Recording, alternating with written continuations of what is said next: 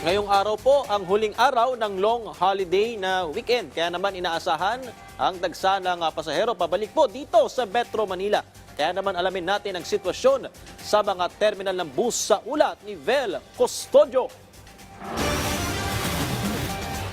Sa Pampanga nag-celebrate ng Pasko at Bagong Taon si Jed Ami. Ngayong araw nilang piniling bumiyahe pabalik sa Metro Manila. Ayon sa kanya, maluwag kasi ang biyahe ng kalsada ngayong araw. Tuloy-tuloy rin aniya ang daloy ng sasakyan pabalik sa Metro Manila. Christmas tsaka New Year po namin. Parang naging outing na rin po yung eksena namin. Basta magkakasama kami mga magkakatrabaho po sa Pampanga. Actually kasi may pasok na kami sa parang feel namin konti na lang yung biyahe kasi 'di ba? Tapos na yung Christmas and New Year era na. Bali yung dinaanan namin wala masyadong traffic. Pero yung sa iba siguro, nagulat kami pagbaba namin, ang daming tao. Mula naman sa USA, nagbakasyon si Ali sa Baguio para sa Bagong Taon.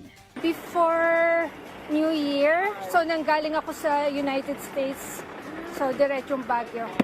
Very smooth, actually 4 hours lang eh. Nakapagtala ng 14,000 arrival passengers ang isang bus terminal sa Cubao kahapon.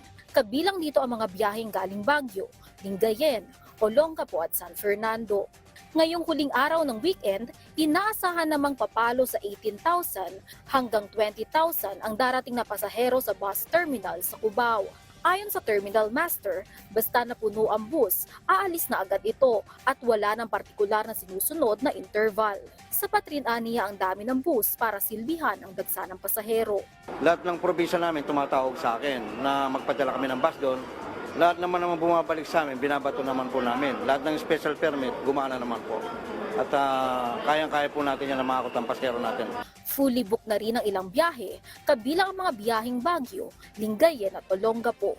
Kaya nagdagdag rin ng biyahe ang bus terminal para sa mga walk-in at chance passengers. Tiniyak naman ng pamunuan ng bus terminal na tinitignan muna ng mekaniko ang kondisyon ng bus at may sapat din na tulog ang mga driver para sa maayos at ligtas na biyahe. Samantala, kahit na marami ang arrival, marami pa rin ang bumabiyahe patungong probinsya. Lagi ring may nakaalalay na security personnel at police help desk para mag-assist sa mga pasahero.